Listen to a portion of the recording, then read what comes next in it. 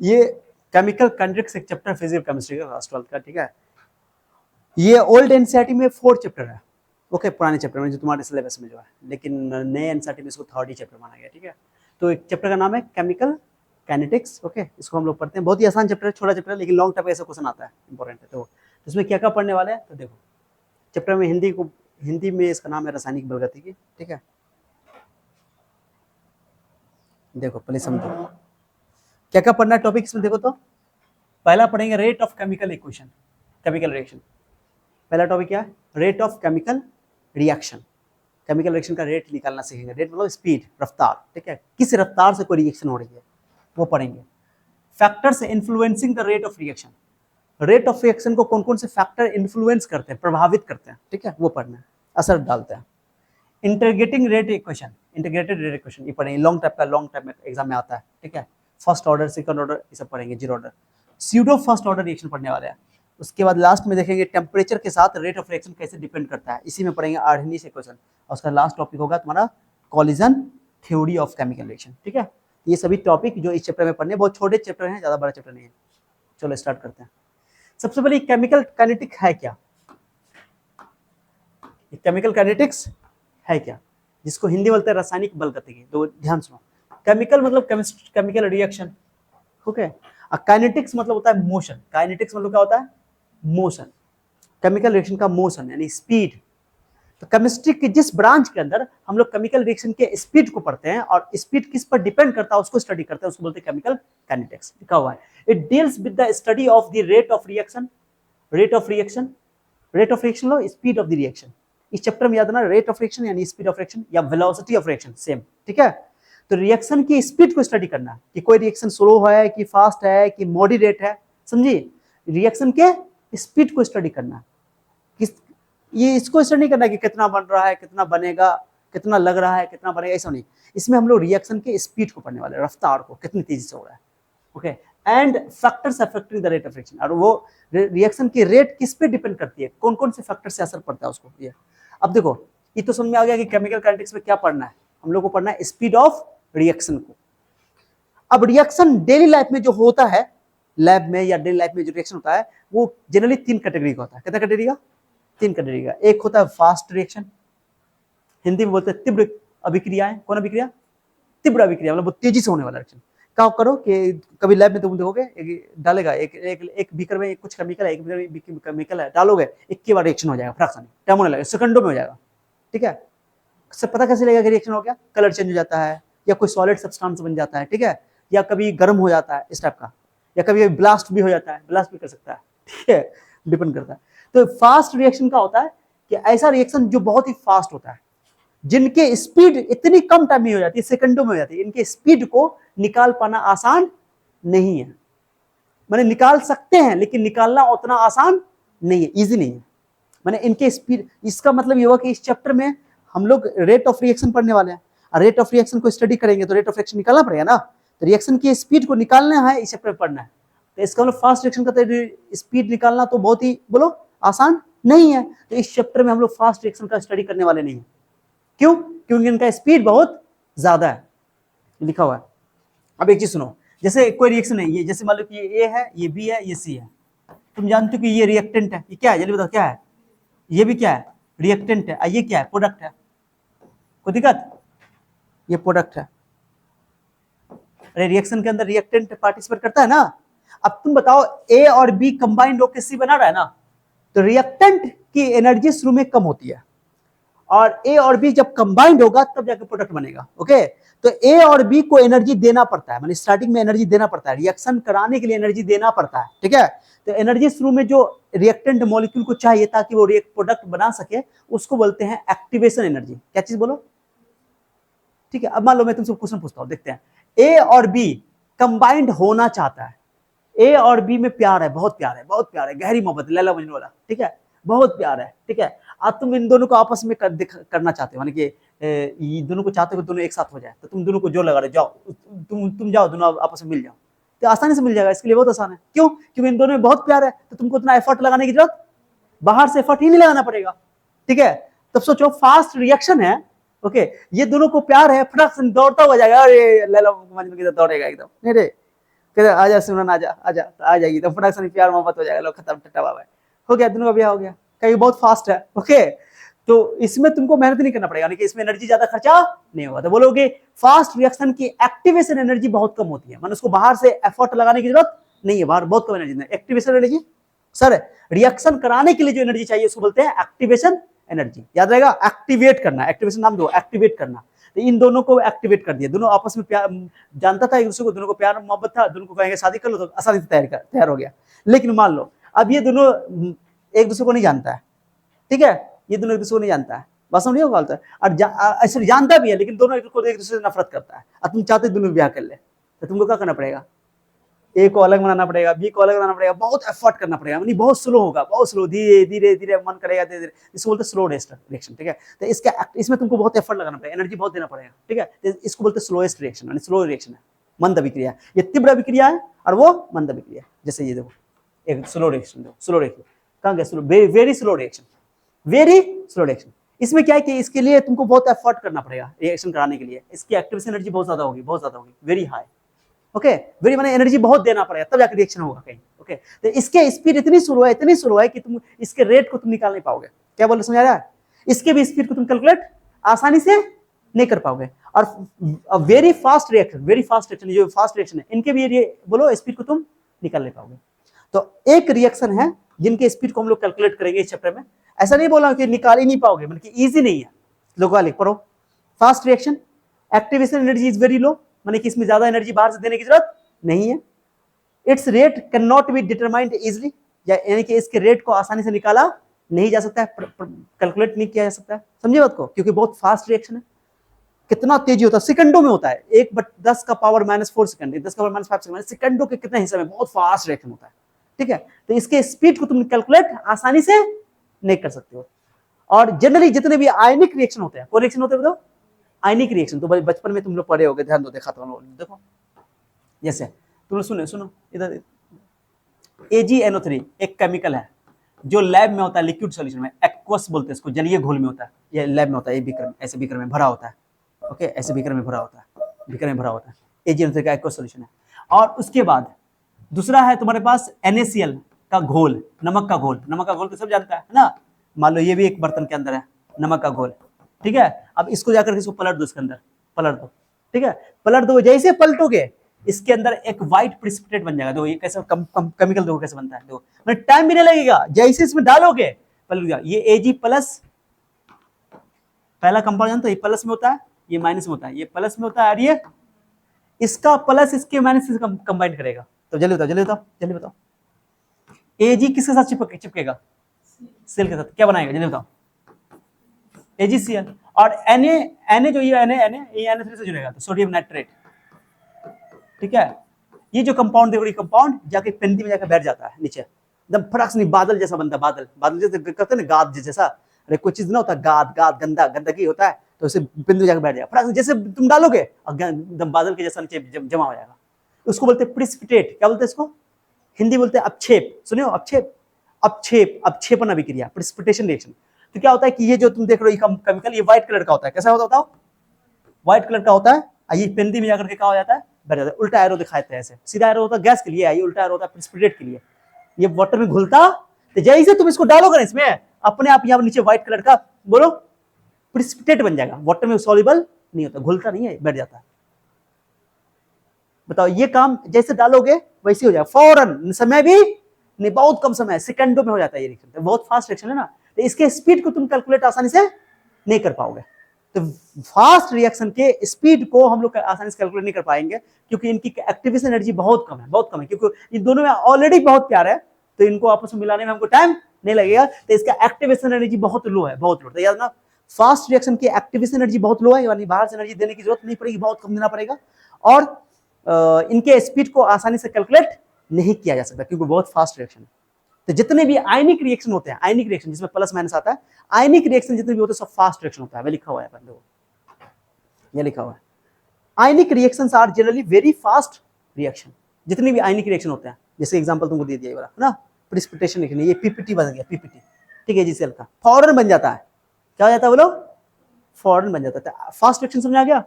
हाँ, fast reaction के speed को यानी कि रेट को आसानी से कैलकुलेट नहीं किया जा सकता है। इसको हम लोग इस चैप्टर में पढ़ने वाले नहीं, क्योंकि इसके रेट को हमको निकाल ही नहीं पाएंगे, बहुत कम टाइम में लगेगा, तो इसको तो निकालना ही नहीं, बहुत फास्ट है इसलिए। ठीक है, चलो इसको डिलीट करता हूँ, समझ में आ गया ना।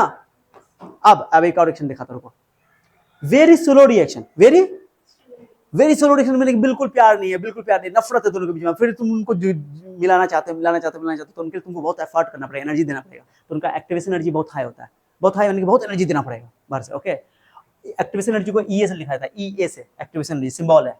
It's rate can not be calculated, इसके भी रेट को आसानी से तुम कैलकुलेट नहीं कर पाओगे, बहुत स्लो है। कि कोई ऐसा रिएक्शन, जैसे तुम हमें बोलो कि नाइट्रोजन गैस है, जैसे सुनो ना, हटाओ ना, जैसे जंग लगना, लोहा में जंग लगता है ना, पानी के प्रेजेंस में और ऑक्सीजन के प्रेजेंस में लोहा में जंग लगता है। लोहा में जंग कितना दिन लगता है?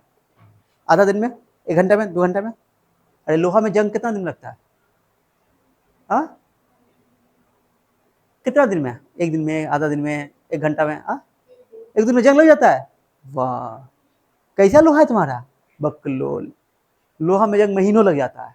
बारिश हो, हवा में पानी में नहीं होता है क्या? हवा में पानी की मात्रा ऑक्सीजन की वजह से जंग लगता है, पता है तुमको, लेकिन महीनों लगता है, 3 महीना 4 महीना। जब नया लोहा लोगे तो उसको सालों लग जाता है, मैंने बहुत स्लो है, समझ बात को। अरे इवन तुमको छोड़ो, इस लोहा में जंग लगना भी स्लो प्रोसेस है, ये तो स्लो प्रक्रिया ही है। अब तुमको बता रहा हूँ, जैसे नाइट्रोजन गैस है, अब तुमको पता है कि नाइट्रोजन गैस मिल करके और हाइड्रोजन गैस मिलता है तो अमोनिया बनाता है। सुने बचपन से कि नाइट्रोजन गैस हाइड्रोजन गैस मिलता है तो क्या बनाता है, बोलो? अमोनिया बनाता है। अमोनिया का फॉर्मूला NH3 होता है। बैलेंस कर दिया हम तुमको, यहाँ पे बैलेंस कर दिया, ठीक है, ये हटाओ। हाँ, अमोनिया बनाता है। कौन गैस बनाता है? मेरी बात सुनो, इधर सुनो। Hydrogen, nitrogen gas hydrogen gas है। अमोनिया एक बहुत ही इंपॉर्टेंट केमिकल है। अमोनिया बोलो, बहुत ही इंपॉर्टेंट केमिकल है। अमोनिया बहुत इंपॉर्टेंट केमिकल है, बहुत सारी चीज में इसका इस्तेमाल होता है।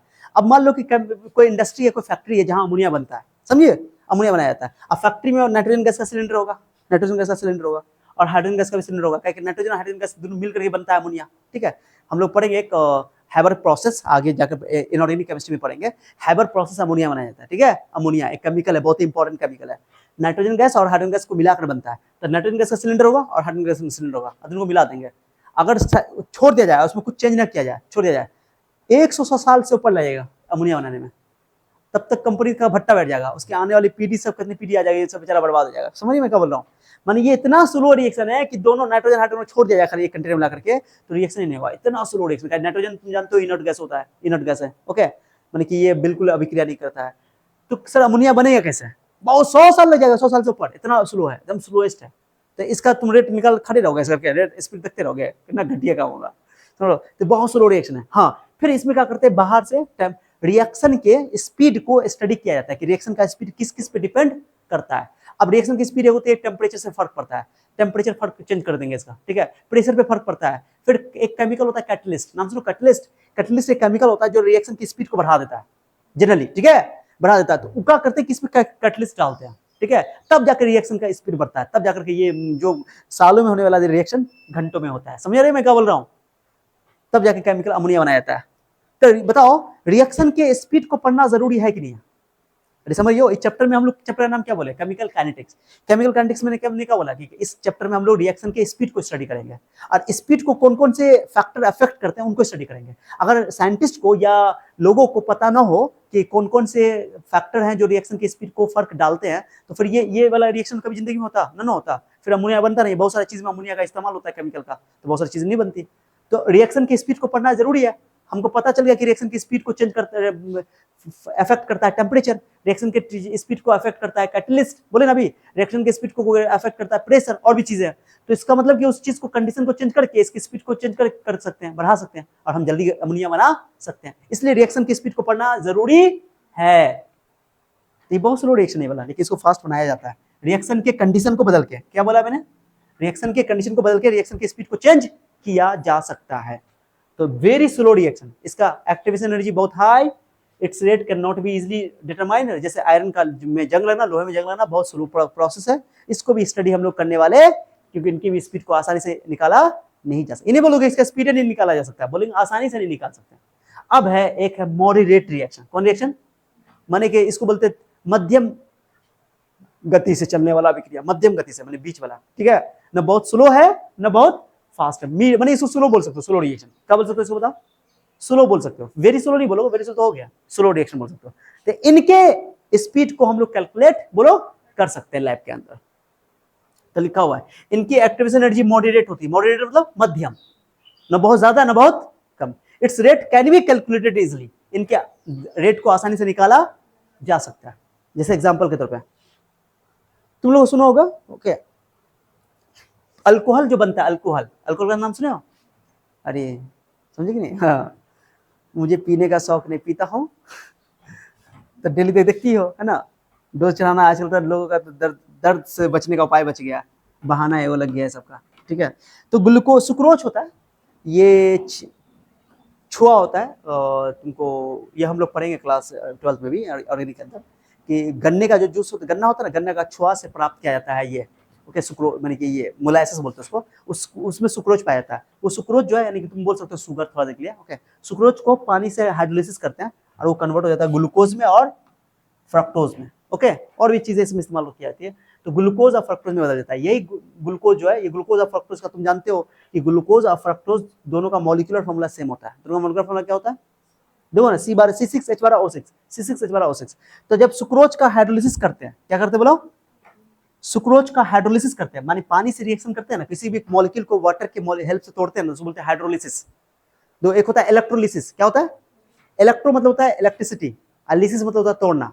तो इलेक्ट्रिसिटी की मदद से कोई चीज को तोड़ना उसको कहते हैं इलेक्ट्रोलिसिस, और पानी की मदद से तोड़ना उसको बोलते हैं व्हाट बोलो? हाइड्रोलिसिस। क्या बोलते हैं?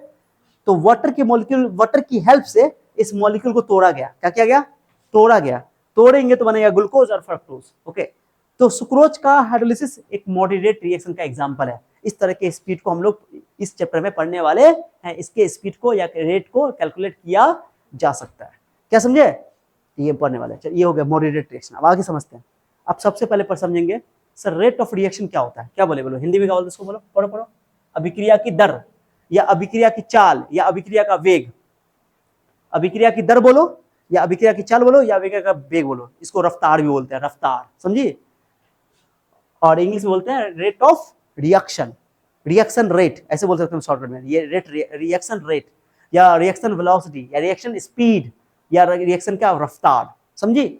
समझिए। अब तुम बताओ, हम लोग डेली लाइफ में अपना स्पीड इस्तेमाल करते हैं, हम गाड़ी मेरा बहुत फास्ट चल रहा है, तुम बहुत स्लो चलाते हो, तुम बहुत फास्ट चलाते हो, तुम बहुत स्लो चलती हो, तुम बहुत फास्ट चलते हो, बोलते ना, बोलते हो, क्या मतलब है इसका? मतलब तो उसमें देखते हैं दूरी, क्या देखते हैं?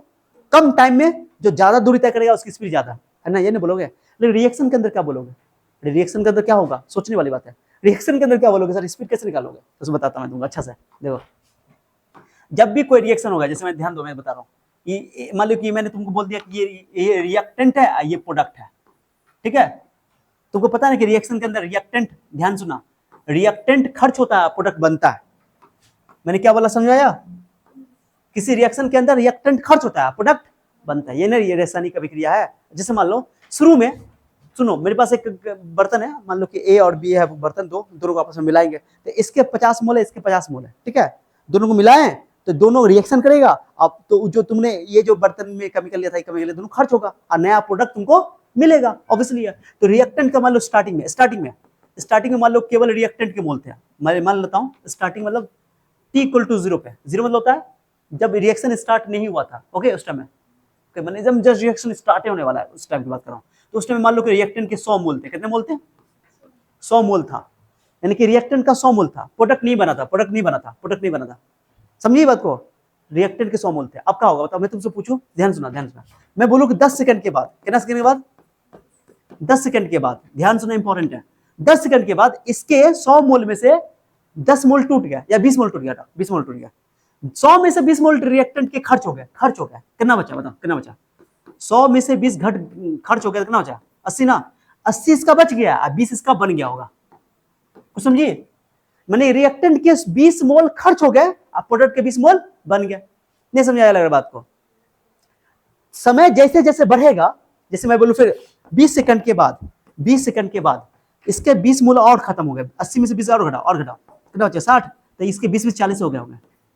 अब इसका 60 बचा, उसका 40 बन गया। सिंपल बात, इसका 40 खर्च हो गया और इसका 40 बन गया। कहानी का ये मतलब हुआ कि जैसे जैसे समय बढ़ेगा, ओके, रिएक्शन के अंदर रिएक्टेंट का कंसंट्रेशन घटेगा, ओके, अब प्रोडक्ट का कंसंट्रेशन बढ़ेगा। कुछ समझ आ रहा है मैंने क्या बोला? जैसे जैसे समय बीतेगा रिएक्टेंट का कॉन्सेंट्रेशन घटेगा और प्रोडक्ट का कॉन्सेंट्रेशन बढ़ेगा। स्टार्टिंग में प्रोडक्ट जीरो था, अब बढ़ेगा, और जैसे कि यहाँ रिएक्टेंट ज्यादा था तो घटेगा, क्योंकि खर्च होगा, ये बनेगा। समझिए? अब मैं तुमसे क्वेश्चन पूछता हूँ, देखते हैं। अगर तुमको एक और रिएक्शन लिखते हैं, चलो एक और एग्जांपल, समझना। जैसे मान लो इसका भाई T = 0 पे इसके मान लो 100 मोल थे, कितना मोल थे जल्दी बोलो? 100 मोल थे, और प्रोडक्ट बनाया, प्रोडक्ट जीरो था स्टार्टिंग में। अब मान लो कि 10 सेकंड बाद मान लो इसके 10 सेकंड बाद 50 मोल टूट गया। कितना टूट गया? 50 मोल टूट गया, तो 50 मोल बच गया होगा, और ये 50 मोल बन गया होगा, नहीं 50 मोल। अब तुमसे मैं क्वेश्चन पूछूंगा, देखते कौन जवाब देता है। इसमें 10 सेकंड में 20 मोल टूटा और 20 मोल बना, ओके। और यहां पे बोलो 10 सेकंड में 50 मोल टूटा, 50 मोल बना, कहां पे स्पीड ज्यादा है? यहां पे। स्पीड कैसे निकालोगे? माने कि स्पीड जो है यहां पर दूरी से रिलेटेड नहीं है, रिएक्टेंट के कॉन्सेंट्रेशन घटेंगी, कितना तेजी से घटेंगी वही स्पीड है। अगर ज्यादा तेजी से घट रही है तो स्पीड ज्यादा है, क्योंकि रिएक्टेंट का कॉन्सेंट्रेशन हर जगह घटेगा। जब भी रिएक्शन हो रहा होगा तो रिएक्टेंट का कॉन्सेंट्रेशन घटेगा। यहां कम तेजी से घट रहा है, यहां ज्यादा, तो यहां स्पीड कम है, यहां स्पीड ज्यादा है। अरे समझ रही हो? अब फिर प्रोडक्ट के हिसाब से बोलो, माने रिएक्टेंट के कॉन्सेंट्रेशन के हिसाब से भी तुम स्पीड बता सकते हो, आप प्रोडक्ट के हिसाब से भी तुम स्पीड बता सकते हो। प्रोडक्ट यहां पे बन रहा है, हर जगह प्रोडक्ट बनवे करेगा ना, तो प्रोडक्ट यहां पे 10 सेकंड में 20 बन रहा है, यहां पर 10 सेकंड में 50 बन रहा है। समझ रहे हो? तो कैसे निकालोगे सर? रिएक्टेंट का कॉन्सेंट्रेशन ऐसे इसको लिखते हैं, पढ़ते हैं रिएक्टेंट का कॉन्सेंट्रेशन, क्या बोलते हैं इसको? बक्सा लिख दो तो बोलोगे कंसंट्रेशन, क्या बोलोगे? पढ़ो, रिएक्टेंट का कॉन्सेंट्रेशन बट्टा टाइम से भाग कर दोगे, बट्टा टाइम से क्या कर दोगे? यही तुम्हारा स्पीड हो गया, रिएक्शन का स्पीड। समझिए? कितना बताओ, कितना खर्चा हुआ? 50 नहीं बोल रहे हो, कितना खर्चा हुआ है? 50 है, कितना सेकंड में? काटो, कितना आंसर हो गया? 5 कंसंट्रेशन को बोलते हैं। मैं कंसंट्रेशन को वैसे छोड़ दो, बाद में कर लेंगे, यूनिट देख लेंगे बाद में। प्रोडक्ट के हिसाब से बताओ, प्रोडक्ट का कंसंट्रेशन बटा टाइम, है ना? कितना बना 50 बना, टाइम कितना लगा? 10 सेकंड, कितना 5 ना आया। चाहे तुम रिएक्टेंट के हिसाब से लो, चाहे प्रोडक्ट के हिसाब से लो, नहीं समझे? अरे समझे? और यहाँ बताओ, यहाँ वही बात, यहाँ बताओ रिएक्टेंट का कॉन्सेंट्रेशन कितना बचा, कितना खर्चा हुआ? 20। अब टाइम कितना लगा? टाइम बताओ 10, कितना हुआ? 2। और प्रोडक्ट के हिसाब से बताओ, प्रोडक्ट के हिसाब से प्रोडक्ट का कितना बना? 20। 10 सेकंड की बात कर रहे हैं, इसको छोड़ो 10 सेकंड में बताओ, तो 20 बटा 10 कितना हुआ? 2 ही ना हुआ? कुछ समझ आ रहा है मैं क्या बोल रहा हूँ? नहीं समझ आया? यानी कि तुम रेट को, रिएक्शन के रेट को किससे रिलेट करोगे कि रिएक्टेंट कितना तेजी से घट रहा है, उसके हिसाब से टाइम से भाग करना पड़ेगा। जो भी रिएक्टेंट का कॉन्सेंट्रेशन होगा उसको टाइम से भाग करोगे, रेट मिल जाएगा। जो भी प्रोडक्ट का कॉन्सेंट्रेशन होगा, तुम प्रोडक्ट को कॉन्सेंट्रेशन को टाइम से भाग करोगे तो रेट मिल जाएगा। समझे? तो रेट, अगर रिएक्शन का स्पीड निकालना है तो रिएक्टेंट के कॉन्सेंट्रेशन के हिसाब हेल्प से भी निकाल सकते हो और प्रोडक्ट के कॉन्सेंट्रेशन से भी निकाल सकते हो। नहीं समझे? ठीक है, एक और तरीका है, तुमको एक चीज समझाता हूँ। एक इसको अब ऐसा, ये तो क्लियर हो गया, ऐसा दोनों के हेल्प से निकाल सकते हैं। बताओ एक बचा कितना? रिएक्टेंट का कितना बचा? 80 बचा, कितना बचा? तो तुम रिएक्टेंट का निकालना चाहते हो तो ऐसे निकालोगे, अगर रेट निकालो रिएक्टेंट के हेल्प से। अगर स्पीड निकालना चाहते हो, रेट ऑफ रिएक्शन पढ़ेंगे इसको। रिएक्टेंट का कॉन्सेंट्रेशन ऐसे, उसको लिखोगे डेल्टा मतलब चेंज, कितना का चेंज हुआ बटा टाइम, कितना का चेंज हुआ? बताओ चेंज हुआ, स्टार्टिंग में कितना था?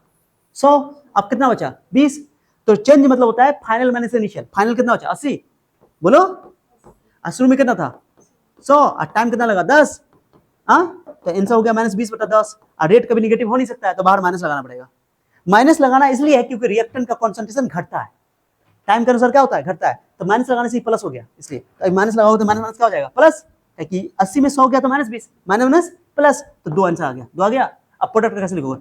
Change in concentration of product, ऐसे, और टाइम का भाग करो, कैसे लिखो? Final product minus initial product. Final कितना है बताओ? फाइनल कितना? 20, और इनिशियल कितना था? 0, और टाइम से भाग कर दो, कितना हुआ? 2 ही ना आया। रेट दोनों तरफ से सेम ही आएगा, कुछ समझे? तो अभी तुम इसको यही बोल सकते हो, सर रिएक्टेंट के कॉन्सेंट्रेशन में जितना चेंज हुआ है, रिएक्टेंट के कॉन्सेंट्रेशन में जितना चेंज हुआ है उसको टाइम से क्या करना पड़ेगा? भाग करना पड़ेगा। बस ये कि रिएक्टेंट के लिए माइनस लगाना पड़ेगा, अब प्रोडक्ट के लिए, क्योंकि प्रोडक्ट का कंसंट्रेशन बढ़ता है और रिएक्टेंट का कंसंट्रेशन घटता है। आई थिंक समझ आ गया?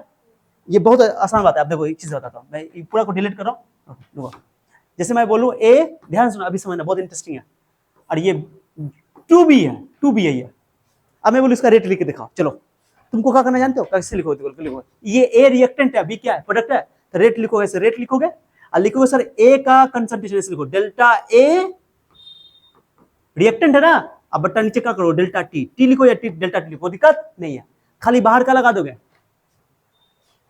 माइनस क्यों? क्योंकि रिएक्टेंट का कॉन्सेंट्रेशन समय के अनुसार घटता है, तो ये माइनस लगाने से माइनस माइनस प्लस हो जाएगा अपने आप, ठीक है, चिंता नहीं करना। और प्रोडक्ट के लिए बताओ, प्रोडक्ट के लिए क्या लिखोगे?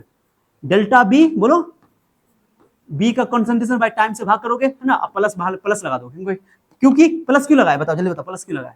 क्योंकि प्रोडक्ट का कॉन्सेंट्रेशन टाइम के अनुसार बढ़ता है, बस यही है। एक चीज बताता हूँ, यहाँ पे दो जो देखो ना, दो, इसको बोलते हैं स्टोसिमेट्रिक कोफिशिएंट, स्टोसिमेट्रिक कोफिशिएंट, बस इतना याद रखो, कोफिशिएंट बोलना बस, ओके। तो रिएक्शन के अंदर जो कोफिशिएंट है वो जितना गुना में होगा उतना से भाग करना पड़ेगा, अगर रिएक्टेंट में होगा तो रिएक्टेंट में करना पड़ेगा, भाग करना पड़ेगा, ये याद रखना इंपॉर्टेंट है, मतलब इस दो से भाग करना पड़ता है, समझी? इंपॉर्टेंट है ये, बहुत इंपॉर्टेंट है। अब इसको मैं तुमको थोड़ा रिलेट करता हूँ चीजें, रुको, समझे बात को? जैसे मैं तुमको बोलूं, इसका मीनिंग समझाता हूं, मीनिंग समझ में आएगा तुमको अभी को। जैसे मैं बोलो, इसको मैं हटा रहा हूं, अभी तुमको निकाल के दिखाता हूं। एग्जांपल तरह ए से टू बी, देखते कौन मतलब है इसका, इसका क्या मतलब है, इसका मतलब समझो। इसका मतलब ये हुआ कि ए का एक खर्च होगा तो बी का दो बनेगा। मैंने क्या बोला फिर से बोलो, ए का एक खर्च होगा बी का दो बनेगा, मैंने दो का मतलब ये हुआ। अभी जो एक एग्जांपल अभी हम जो लिए थे, ऐसे ये अभी लिए थे ना एग्जांपल, अभी से पहले वाला क्या लिए थे, रिएक्टेंट से प्रोडक्ट ना लिए थे, ऐसे ना लिए थे, तो यहाँ पे एक था, यहाँ पे एक था, तो इसका एक टूटा तो उसका एक बना, इसका दो टूटा तो उसका दो बना, इसका तीन टूटा तो उसका तीन बना, इसका चार टूटा तो उसका चार बना, अगर इसका 50 टूटा तो इसका 50 बना। बोले ये एग्जांपल है, बट यहाँ पे इसका क्या मतलब है, इसका क्या मतलब है, इसका एक टूटेगा तो इसका दो बनेगा, इसका 20 टूटेगा तो इसका 40 बनेगा, डबल। अब इसका एग्जांपल देता हूँ, सुनो, अच्छा समझा, अच्छा समझना। अभी ये चीज समझ गया तो फिर तुम्हारा काम खत्म हो गया। मान लो स्टार्टिंग में 100 मोल था, कितना मोल था बोलो ना, कितना था, कहीं स्टार्टिंग में प्रोडक्ट तो नहीं बना होगा। अब मान लो मैं बोलूँ 10 सेकंड के बाद, 10 सेकंड के इसके 20 मोल टूट गया, मान लो 20 मोल टूट गया, चलो 20 मोल तोड़ो तोड़ो तोड़ो तोड़ो, 20 मोल तोड़ो तो कितना बचेगा, कितना बने 80 बचेगा, 20 मोल खर्चा हो गया। अब इसका 20 मोल टूटा तो उसका 40 बनेगा, क्योंकि डबल है, इसलिए इसका मतलब है, बहुत इंपॉर्टेंट चीज है ये कोएफिशिएंट, ठीक है? अरे समझे, अरे समझे नहीं समझे लग रहा है? अब इसका रेट निकालो, रेट निकालो, रेट कैसे निकालोगे सर? रेट निकालेंगे रिएक्टेंट की हेल्प से निकालना है, क्या करोगे, क्या बोले सर, क्या बोले थे, डेल्टा ए बटा डेल्टा टी। अब कोएफिशिएंट करना है, यहाँ पे करना है, कोएफिशिएंट करना है, एक है, एक दिखाने की जरूरत, ये बट्टा में एक लिखने की जरूरत नहीं है, बस रिएक्टेंट में क्या चीज लगाना नहीं भूलना है, कल नहीं भूलना है, माइनस, माइनस लगाना है। अब बताओ डेल्टा ए का मतलब क्या हुआ, चेंज, मैंने फाइनल माइनस इनिशियल, फाइनल कितना जल्दी बताओ, 80, इनिशियल कितना है 100, और टाइम कितना लगा है 10, माइनस बाहर लगाओ, अगर ये माइनस नहीं लगाओगे तो अनर्थ हो जाएगा, क्योंकि माइनस में आ जाएगा, स्पीड कभी नेगेटिव नहीं होगा यहाँ पे, ओके। तो 80 में 20 गया तो 100 गया तो कितना, माइनस 20, माइनस माइनस प्लस 20 बटा कितना हुआ, दो आया स्पीड, इससे भी दो ही आना चाहिए, इससे भी दो आना चाहिए। अब देखो कैसे आएगा, अगर तुमने समझो, अच्छा से इंपॉर्टेंट चीज बता रहा हूँ, अगर तुमने ये काम का चीज किया तो समझ में आ जाएगा। चलो आप निकालो, रेट हम बोले थे कि रेट रिएक्टेंट के हेल्प से भी निकाल सकते हो और प्रोडक्ट के हेल्प से भी, प्रोडक्ट में निकालो, प्रोडक्ट में कैसे बोलोगे, चलो बताओ, delta B by delta T, है ना, अरे बोलो ना, अब बाहर का लगा दोगे प्लस, अगर डेल्टा बी लोगे तो फाइनल माइनस इनिशियल, फाइनल कितना जल्दी बताओ, 40, और इनिशियल कितना है 0, अब बटा टाइम कितना 10, काटो तो कितना आ गया 4, जबकि आंसर कितना आना चाहिए, तो तुम जो ये दो जो छोड़े हो, ये जो दो छोड़े हो, उस दो से भाग करना भूलना नहीं है, आप समझी? अब आंसर आ जाएगा, दो से भाग करो, भाग करो, भाग करो, 1 बटा 2, 40 बटा 10, जीरो कैंसिल, दूसरा, अब 2 आ गया, 2 आ गया, मैंने जो भी कोएफिशिएंट दिया होगा उससे तुमको डिवाइड करना है। दो बातें याद रखनी है, कितनी बातें याद रखनी है जल्दी बोलो। पहली बात ये कि रिएक्टेंट के लिए माइनस लगाना है, प्रोडक्ट के लिए प्लस लगाना है, दो बात हो गया। तीसरी बात, सॉरी दो, एक बात हुआ, रिएक्टेंट के लिए माइनस, प्रोडक्ट के लिए प्लस। सर क्यों माइनस लगाएंगे, क्योंकि रिएक्टेंट का कंसंट्रेशन समय के अनुसार घटता है, अब प्रोडक्ट में प्लस क्यों लगाएंगे, क्योंकि प्रोडक्ट का कंसंट्रेशन बढ़ता है, इसलिए, ठीक है। चलो, और दूसरी बात कि जो भी कोएफिशिएंट होगा उसको बट्टा में डाल देंगे, गुना में होगा तो भाग में डालेंगे, भाग में होगा तो गुना में डाल देंगे। एग्जांपल देता हूं, चलो आज अब बताना, इस बार देखते कौन जवाब देता है। चलो बताओ, ये ए है, ये 2b है, और ये 4c है, लो ऐसे। अब बताओ रेट लिखो, ए के हेल्प से भी लिख सकते हो, बी के हेल्प से भी लिख सकते हो, और सी के हेल्प से भी। बताओ बताओ रेट कैसे लिखो, बताओ लो बताओ, एक बताओ कैसे लिखो, डेल्टा ए बटा डेल्टा टी, और बाहर का लगा दोगे माइनस है, यहाँ पे एक है, एक दिखाने की जरूरत नहीं है। चलो दूसरा बताओ, दूसरा वाला, दूसरा का बी वाला बताओ, बी वाला बताओ, बी वाला बताओ, डेल्टा बी वाला बोलो ना, डेल्टा बी बटा डेल्टा टी, माइनस लगाओगे प्लस लगाओगे, जो ये भी रिएक्टेंट है, अरे ये भी रिएक्टेंट है, ये भी रिएक्टेंट है, एरो के इधर रिएक्टेंट होता है, एरो के इधर प्रोडक्ट होता है, क्या लगाओगे माइनस, दो गुना में कहां लगाओगे बट्टा, ये चीज भूलना नहीं है, समझा गया। इसका बताओ डेल्टा सी बट्टा डेल्टा टी, अब बताओ प्लस माइनस क्या लोगे बट्टा में गुना में, तो बोलो ना, हो गया ये करना, ये काम होना, ये एग्जाम में पूछा जाता है, क्लियर हो गया। जो भी रहेगा उसको बट्टा में डाल देना। एक एग्जांपल और एक और एग्जांपल, चलो अब देखते हैं गुना में, तो ये बता, इसका बता, चलो रिएक्टेंट है, क्या लिखोगे जल्दी बताओ। अच्छा ये डेल्टा भी लिख सकते हो और डी भी लिख सकते हो, ऐसे करके ऐसे लिख सकते हो, ऐसे डी बाई डी टी, इसको बोलते हैं इंस्टेंटेनियस रेट, इसको बोलते हैं एवरेज रेट। कौन रेट, मैंने डी बाई डी टी लिख सकते हो, ऐसे भी लिख सकते हो, इसको बोलते हैं इंस्टेंटेनियस रेट। ओके समझिए, तो डेल्टा बोलो, इसको क्या लिखो बताओ, delta A by delta T, अरे बोलो ना, प्लस लगाओ माइनस लगाओ, जल्दी बताओ। माइनस, क्यों रिएक्टेंट है माइनस, अब दो गुना में लोगे भाग लोगे, ये 1/2 है, गुना में लोगे, तो जो भी तुम लोग ऐसे करके ऐसे पलटोगे, ऐसे तो 2 पर चला जाएगा। अरे जो भी गुना में होगा बट्टा में डालोगे ना उसको, तो 1/2 को बट्टा में डालोगे तो क्या हो जाएगा, ऊपर जाएगा, तो 2, ये आंसर समझो। तो गुना में था तो बट्टा में जाओगे, बट्टा में तो हाँ, अरे बी वाला होता डेल्टा बी बाय, यहाँ पर कोफिशिएंट करना है, कोफिशिएंट एक ही है ना, तो एक दिखाने की जरूरत, कुछ समझ में आया।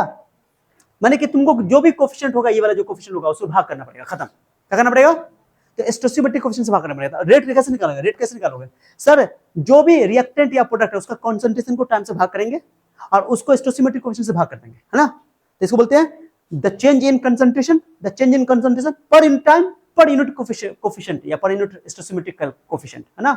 ये रेट का डेफिनेशन है, स्पीड का डेफिनेशन है, ये डेफिनेशन किताब में दिया हुआ है, ये देखो कल लिखा हुआ है, the rate of change of concentration, माने कंसंट्रेशन में जो चेंज हुआ उसका रेट मतलब टाइम से भाग करना, ठीक है, ऑफ एनी स्पीसी मतलब रिएक्टेंट भी हो सकता है और प्रोडक्ट भी हो सकता है, इन chemical reaction per unit stoichiometric coefficient, यही है स्टोसिमेट्रिक कोफिशिएंट, जो भी गुना में रहेगा उससे भाग करना पड़ेगा, इस कॉल्ड रेट ऑफ रिएक्शन। ये रेट ऑफ रिएक्शन का डेफिनेशन है, और ये मैंने एग्जांपल देकर तुमको समझाया, और रिएक्टेंट पे माइनस लगाते हैं और प्रोडक्ट में प्लस लगाते हैं, कुछ समझ में आया, अरे आया, ये चीज तुमको यहाँ पर हमने समझाया, क्लियर हुआ कि नहीं हुआ, हाँ।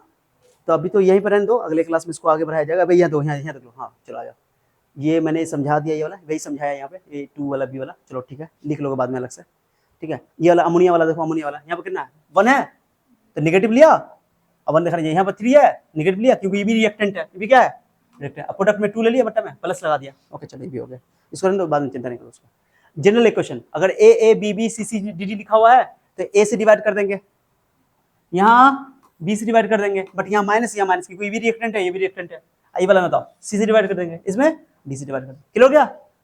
यूनिट पे बात कर लेंगे, यूनिट पे, चलो चिंता नहीं करो, ठीक है। तो अभी क्या करो तुम लोग, कम से कम पहले ये वाला एग्जांपल तो हम दे दिया, हम तो कहेंगे तुम इसे ये एग्जांपल को लिखवे मत करो, ऑलरेडी वहां पे एग्जांपल दे ही दिया, अच्छा तुम लिख सकते हो चाहो तो, कोई दिक्कत नहीं है। ये डेफिनेशन याद रखना है, क्या रखना है बोलो, डेफिनेशन।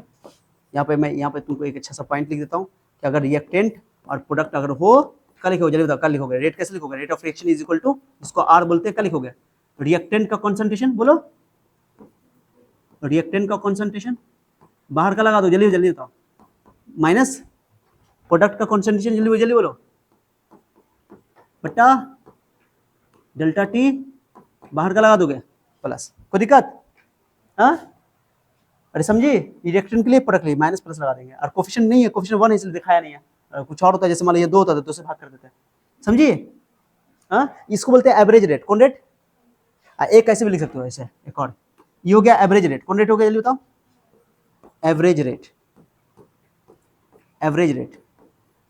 एक होता है इंस्टेंटेनियस रेट, कौन रेट बोलो, इंस्टेंटेनियस रेट,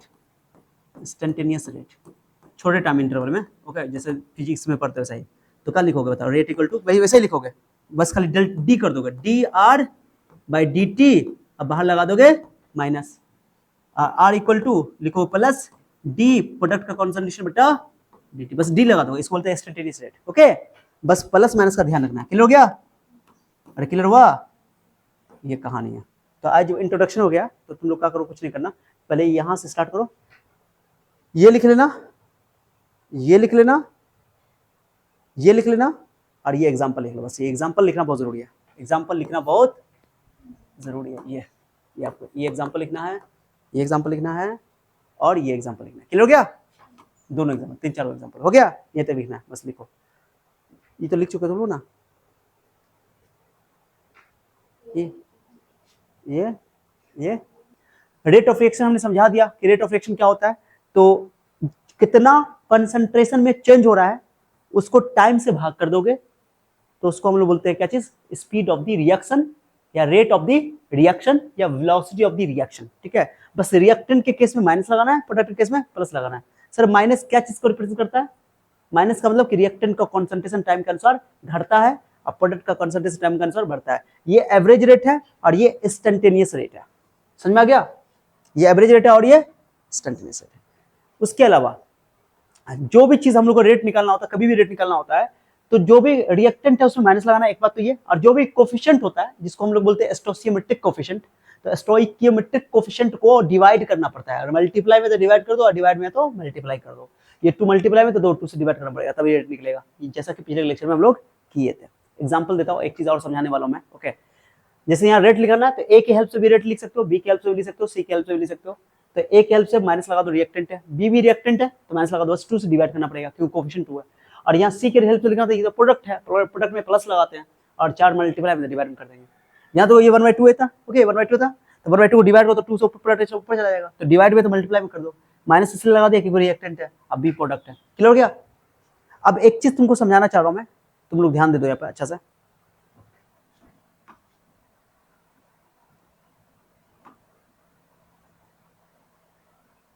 देखो एक चीज समझा रहा हूं, थोड़ा बढ़िया समझना, इंपॉर्टेंट है।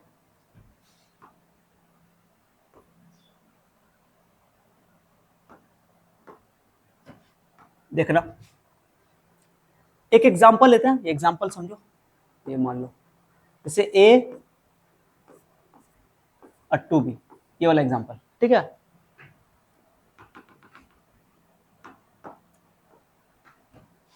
ए से 2b, इसका क्या मीनिंग है? मीनिंग बताओ।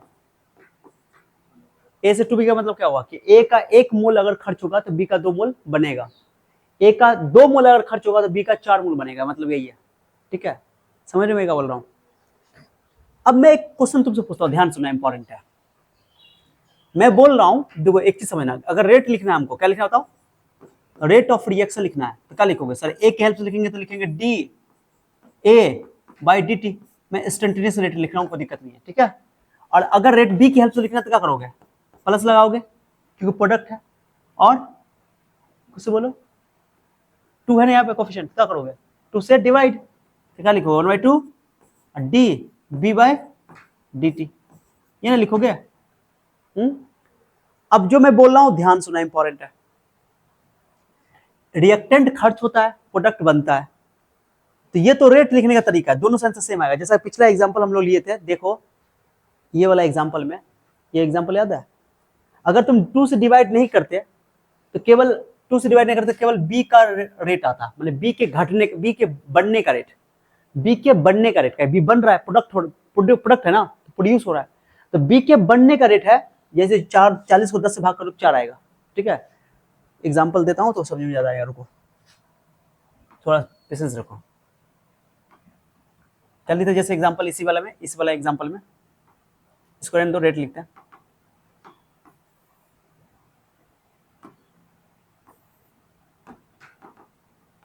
बताओ, टी इक्वल टू 0 पे मान लो कि ए के 100 मोल थे, कितने मोल थे? तो प्रोडक्ट के कितने मोल बचेंगे? रहेंगे 0 मोल, क्योंकि प्रोडक्ट तो बना नहीं होगा। टी इक्वल टू 10 सेकंड पर, मान लो 10 सेकंड के बाद, 10 सेकंड के बाद मान लो कि ए के 20 मोल टूट गया, ए के 20 मोल टूट गया, 20 मोल टूट गया, यानी कि 80 मोल बच गया। 80 मोल बच गया, इसका क्या मीनिंग है? हाँ, 80 मोल बच गया, इसका मतलब कि 20 मोल टूट गया होगा, इसका 20 मोल खर्च हो गया होगा, किसका? ए का, रिएक्टेंट का। और इसका कितना मोल बन गया जल्दी बताओ? 20, सोच के बोलो। 40 की कोई डबल है, कुछ समझिए? यानी कि 10 सेकंड के बाद मैंने जो एग्जांपल लिया है कि इसके मान लो कि 20 मोल टूट गया, इसके 20 मोल टूट गया, तो यानी कि इसका मतलब 80 मोल इसका बच गया होगा, और 20 से इसका डबल बनेगा, मतलब 40 मोल बन जाएगा। कितना मोल बन जाएगा? 40 मोल। अगर तुम रिएक्टेंट की हेल्प से रेट निकालोगे, रेट निकालना चाहते हो रिएक्टेंट की हेल्प से, क्या लिखोगे सर? माइनस एवरेज है, जब भी दो टाइम का चर्चा होता है एवरेज ले लेते हैं, delta A by delta T. Coefficient 1 है, 1 है, 1 दिखाने की जरूरत नहीं है, क्या कोफिशिएंट यहाँ 1 है ना। अब बताओ ए कैसे लिखोगे? Final minus initial. फाइनल कितना है? 80, इनिशियल कितना है? 100, और टाइम कितना लगा है? 10 सेकंड। 10 माइनस 0 करोगे दिक्कत नहीं है, ठीक है। तो ये हो जाएगा 80 में 100 माइनस करोगे तो -20, माइनस प्लस, स्पीड कभी नेगेटिव होता नहीं है। कितना होया बताओ? काटो, 2 लिख दे, 2 मोल पर लीटर पर सेकंड, इसको बोलते हैं हम लोग मोल पर लीटर पर सेकंड। ये यूनिट होता है इसका, यूनिट इसका रेट का, ठीक है, मोल पर लीटर पर सेकंड। क्योंकि कंसंट्रेशन को टाइम से भाग करते हैं ना, तो कंसंट्रेशन होता है मोलरिटी, मोलर जिसको बोलते हो उसको बोलते हैं मोल पर लीटर, क्या बोलते हैं उसको, और टाइम होता है पर सेकंड, तो सेकंड, मोल पर लीटर पर सेकंड, ये रेट की यूनिट होती है, ठीक है। तो ये तो एक की हेल्प से रेट निकल दिया है ना, अरे किसकी हेल्प से निकाल दिया? एक की हेल्प से रेट निकाल दिया। थोड़ा समझना अच्छा से बात को। अगर हमको बी की हेल्प से रेट निकालना है, यानी कि प्रोडक्ट की हेल्प से निकालना है, किसकी हेल्प से निकालना है बोलो? प्रोडक्ट की हेल्प से निकालना है, कैसे निकालोगे बताओ?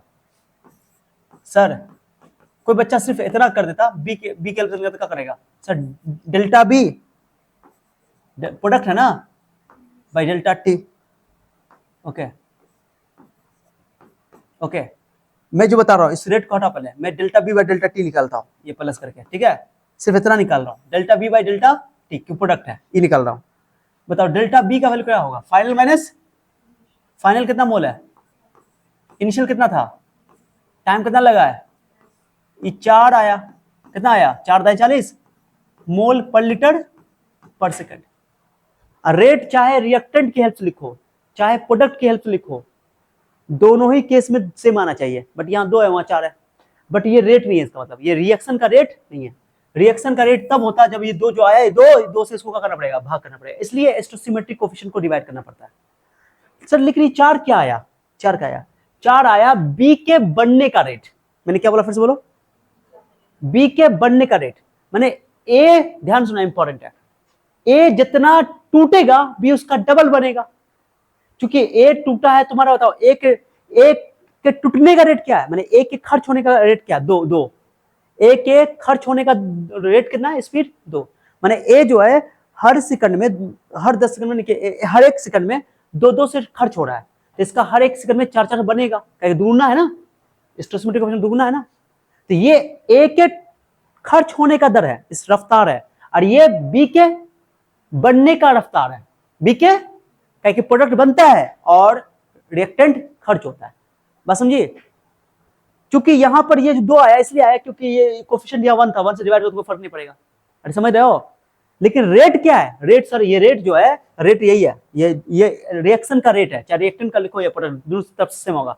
तो अगर रेट निकालना चाहते हो तुम इसकी हेल्प से, किसकी हेल्प से बोलो? प्रोडक्ट की हेल्प से, क्या लिखोगे सर? इसको 2 से क्या करना पड़ेगा? डिवाइड करना पड़ेगा, क्योंकि उसका स्टोसिमेट्रिक कोफिशिएंट कितना है? 2 है ना यहाँ पे। तो अब इसको तुम लोगे 1/2 और इसका वैल्यू तुम ले लोगे कितना बताओ? 4 से भाग कर कितना आंसर आएगा? 2 मोल पर लीटर सेम आ गया। अब मैं 100 बात की एक बात बोल रहा हूँ, मैं क्वेश्चन सुनना, मेरी बात को ध्यान सुनना। अगर रिएक्शन का रेट पूछेगा तो बहुत आसान है सर, जो भी कोफिशिएंट डिवाइड कर दो बस हो गया, और प्लस माइनस लगा दो। लेकिन क्वेश्चन में अगर ये भी बोलते कि चलो बी के बनने का रेट बताओ, what is the rate of production of B, B के बनने का रेट बताओ, तो 2 नहीं बोलोगे, क्या बोलोगे? 4। उसमें फिर 2 से डिवाइड करने की जरूरत नहीं है, स्टोसियोमेट्रिक कोफिशिएंट से डिवाइड तब करेंगे जब हमको रिएक्शन का रेट बोलेगा, अब वही पूछा ही जाता है, रेट ही पूछा जाता है, इसलिए डिवाइड करते हैं, समझ में मैं क्या बोल रहा हूं। लेकिन सिर्फ delta B by delta T जो है ये बी के बढ़ने का रफ्तार है, बी के, यहां पर इत्तेफाक से यहां पर क्या है, यहां पर कोफिशिएंट 1 है ना, यहां पर 1 है ना, तो यही रिएक्शन का रेट भी है, यही रिएक्शन का रेट भी है, यही ए के खर्च होने का दर भी है, ए के खर्च होने का रफ्तार भी यही है। कुछ समझ में आ रहा है मैं क्या बोल रहा हूं? बट इस केस में बी के बढ़ने का दर अलग है और रिएक्शन का रेट अलग है, क्योंकि कोफिशिएंट 1 नहीं है, 1 के अलावा है। कुछ समझ में आ रहा है मैं क्या बोल रहा हूं? तो यहां पर मैं एक चीज तुमको समझाने की कोशिश कर रहा हूं कि ये जो सिर्फ ए लिखोगे ऐसे करके, सुनो क्या लिखोगे, देखो मैं यहाँ पर अगला स्लाइड लेता हूँ, समझना इंपॉर्टेंट है। मैं बोलूं कि ए, जैसे मैं 2a लिख दूं, ठीक है, सुनो, अब मैं बोल दूं बी, 3b, 3b लिख दो ऐसे 3b, ठीक है। मैं बोलूं कि इस रिएक्शन का रेट बताओ, इस रिएक्शन का रेट बताओ, तो रेट सर बहुत आसान है, रेट लिखना है सर तो बहुत आसान है सर। क्या करेंगे, कोफिशिएंट कितना है 2, तो ये 2 लगा देंगे, माइनस लगाएंगे 1/2 ले लेंगे और लिख देंगे dA/dt। मैं इंस्टेंटेनियसली लिख रहा हूं, कोई दिक्कत नहीं है, ठीक है। This is the rate of reaction, ये रिएक्शन का ये पूरा जो वैल्यू मिलेगा, जो वैल्यू देगा ये पूरा वैल्यू ये रिएक्शन का रेट देगा।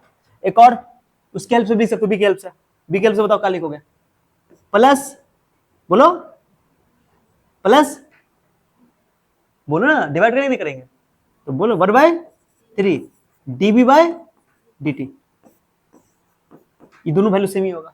तो ये हो गया रिएक्शन का रेट, रिएक्शन का रेट। जो भी स्टोइकियोमेट्रिक कोएफिशिएंट है उसको डिवाइड करना पड़ेगा। लेकिन अगर मैं तुमसे यहां पूछूं, चलो बताओ रेट बताओ, ध्यान सुना इंपॉर्टेंट है, रेट ऑफ डिसअपियरेंस, मतलब डिसअपियरेंस मतलब खर्च होने का दर, खर्च, डिसअपियर होना, खर्च होना, disappearance, disappearance of reactant A के खर्च होने का दर, क्या बोला फिर से बोलो, ए के खर्च होने का दर, क्या बोला मैंने, बोलो फिर से बोलो। या इसको भी तुम बोल सकते हो, क्या चीज बोल सकते हो तो, रेट ऑफ, एक और चीज बोल सकते हो, रेट ऑफ कंजम्पशन, कंजम्पशन लोग खर्च होना, कंज्यूम होना ना, consumption of A, consumption of A के खर्च होने का दर, क्या लिखोगे, सिर्फ और सिर्फ लिखोगे -dA/dt, उसको स्टोइकियोमेट्रिक कोएफिशिएंट से डिवाइड नहीं करोगे। क्या समझाया मैंने क्या बोला, उसको स्टोइकियोमेट्रिक कोएफिशिएंट से भाग नहीं करोगे, जो भी ये वैल्यू आएगा, जो भी वैल्यू आएगा ये वैल्यू कहलाएगा ए के घटने का रेट, ए के खर्च होने का रेट, या ए के खपत होने का दर, या ए के गायब होने का दर, क्योंकि एक खर्च होता है, रिएक्टेंट खर्च होता है, प्रोडक्ट बनता है। कुछ समझ में आया मैंने क्या बोला, इसमें स्टोइकियोमेट्रिक कोएफिशिएंट से भाग नहीं किया गया है। रिएक्शन का रेट निकालने के लिए पूछेगा तो उसको स्टोइकियोमेट्रिक कोएफिशिएंट से भाग करोगे, बट जब भी तुमको खाली पूछेगा कि ए के खर्च होने का दर बताओ तो सिर्फ ये dA/dt निकालोगे। कुछ समझ आ रहा है मैं क्या बोल रहा हूं। और पहला पॉइंट ये, दूसरा सर प्रोडक्ट, ये तो रिएक्टेंट था, अब बोलते हैं प्रोडक्ट के बनने का दर, क्या बोलो तो बोलो चलो प्रोडक्ट का, प्रोडक्ट बनेगा ना, तो मैं लिख रहा हूं रेट ऑफ, बोलो rate of appearance of B के आने का दर यानी बनने का दर, या इसको भी लिख सकते हो rate of production of, rate of, बोलो प्रोडक्शन मतलब बनना, बनने का दर ऑफ बी मतलब प्रोडक्ट, क्या लिखो बताओ, क्या लिखो, प्लस लगाओगे और लिखो dB/dt, यहां पर 3 से डिवाइड करने की जरूरत नहीं। कुछ समझ आया मैंने क्या बोला, एक सवाल देता हूं समझ में आएगा। अगर तुमको रेट पता है, क्या पता है, रेट पता है, तो तुमको ए के खर्च होने का दर भी बता सकते हो, आप बी के बनने का भी दर बता सकते हो। अगर तुमको ये पता है तो रेट भी बता सकते हो। एग्जांपल देता हूं मैं, तुमको समझ में आ जाएगा। एक सवाल देता हूं, चलो सवाल देता हूं, सवाल देंगे तभी जाके समझ में आएगा। क्वेश्चन नंबर, ध्यान देना, मैं सुन रहा हूं, मैं ध्यान दो। फॉर 2A सुन रहे हो इधर, 2A 3B, ये रिएक्शन दे दिया मैंने, ठीक है। चलो the rate of reaction, the rate of this reaction, the rate of this reaction, of the reaction is, सुनना, अच्छा क्वेश्चन सुनना, is 10 mole per liter per second, then the rate of disappearance of A is, option A 5 mole per liter per second, B 10 mole per liter per second, C 20 mole per liter per second, D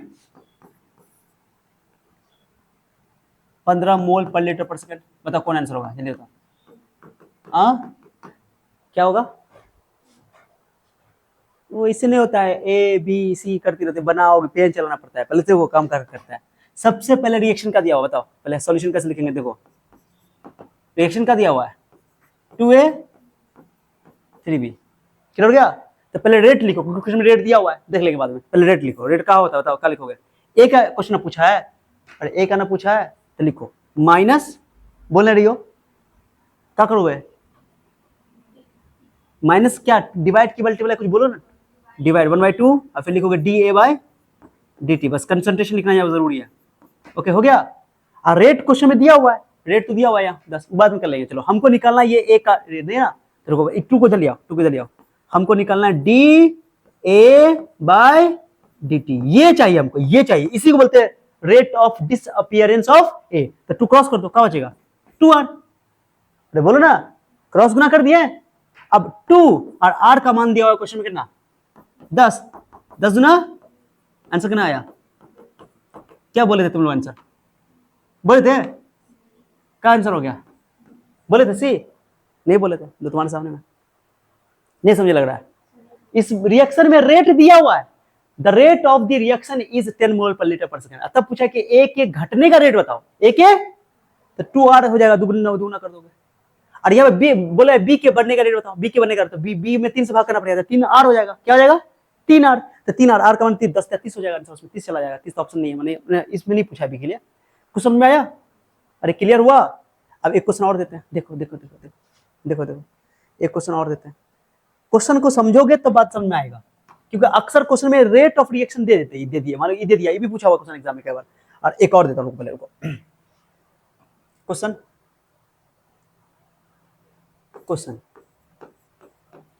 for the reaction 2A 3B, कुछ भी example में समझाने के लिए ले रहा हूं, कुछ भी दे देगा क्वेश्चन में एग्जाम में।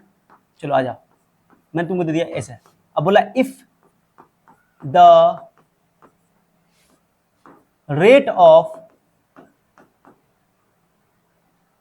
डिसअपियरेंस या कंजम्पशन बोलते हैं, rate of consumption of A, consumption of A, consumption मतलब खर्च होना है ना, कंजम्पशन ऑफ ए इज 10 मोल पर लीटर पर सेकंड, then the rate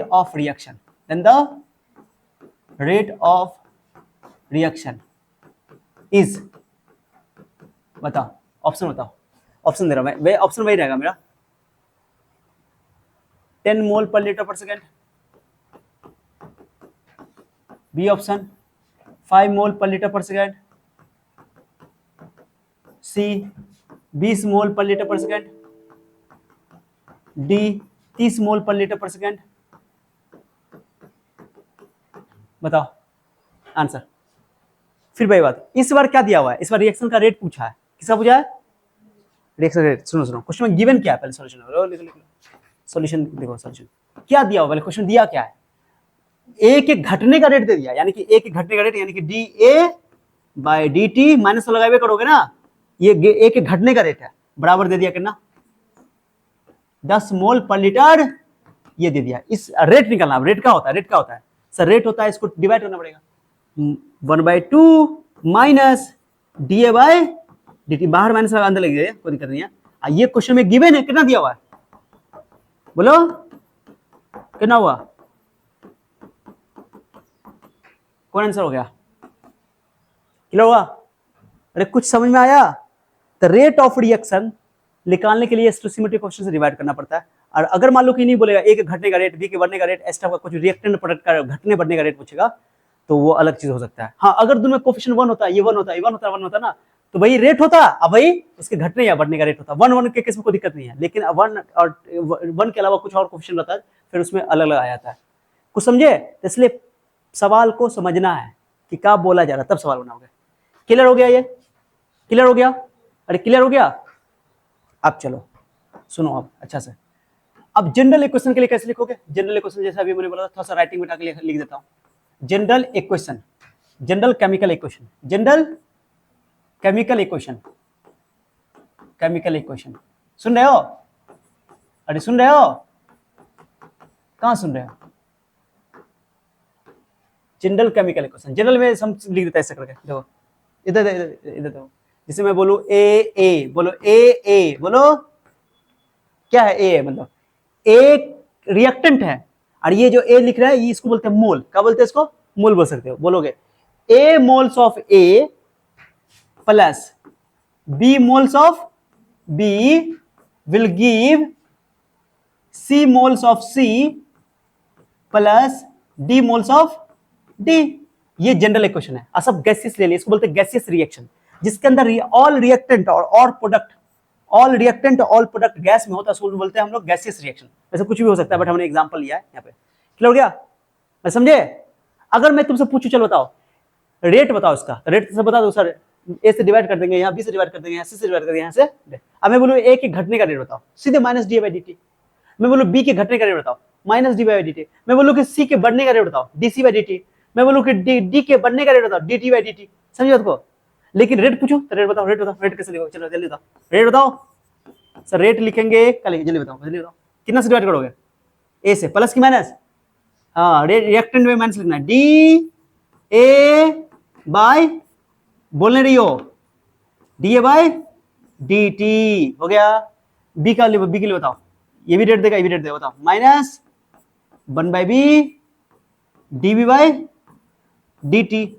और इसमें बताओ प्लस की माइनस, प्लस क्या लिखोगे, 1 बाई सी डी कंसंट्रेशन का, सी का concentration by D T. D में बताओ 1 by D D D D D D D, वाह डी डी, वाह गजब है। ये कि सुनो ना, ऐसा नहीं करना, डी से डी काट देना, अनर्थ हो जाएगा, वो डी अलग है, वो रेट को डिफरेंस करता है, ये तो कोफिशिएंट है ना, इसलिए। क्वेश्चन में आ गया। तो ये रेट लिखने का तरीका क्या हो गया, रेट मान लो आर है, तो इसको ए आर से गुना, ए आर, ये हो गया बी आर, ये हो गया सी आर, ये हो गया डी आर। ओके, तो रेट दिया रहेगा, तो तुमको ए के घटने का रेट या बी का सी के बढ़ने का रेट से रिएक्टेंट के घटने का रेट या प्रोडक्ट के बढ़ने का रेट निकाल सकते हो। क्लियर हो गया। सिर्फ ये जो डी बाई डी टी लिख रहे हो, ये 1 बाई ए को छोड़ देंगे, बाकी बोलेंगे कि ए के घटने का रेट, 1 बाई बी को छोड़ देंगे, लिख देंगे तो बोलेंगे बी के घटने का रेट, और अगर 1 बाई सी को छोड़ देंगे, लिख देंगे तो बोलेंगे सी के बढ़ने का रेट, बढ़ने का रेट, और डी 1 बाई डी को छोड़ देंगे तो बोलेगा डी के बढ़ने का रेट। समझे बात को। रेट लिखना है रिएक्शन का रेट, रिएक्शन का रेट किसी की हेल्प से भी लिखा जा सकता है। कुछ समझ में आया, अरे समझ आया, अरे आया, बोले ना रही हो।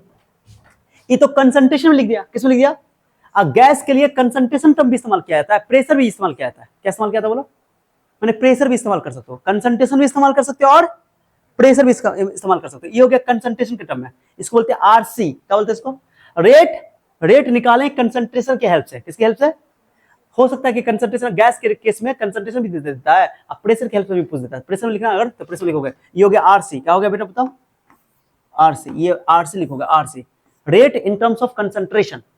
किसके हेल्प से लिखा गया, कंसंट्रेशन, बक्सा में लिखने का मतलब कंसंट्रेशन, ठीक है। और अब मैं बोलूँ आरपी, क्या मतलब है, आरपी मतलब rate in terms of pressure.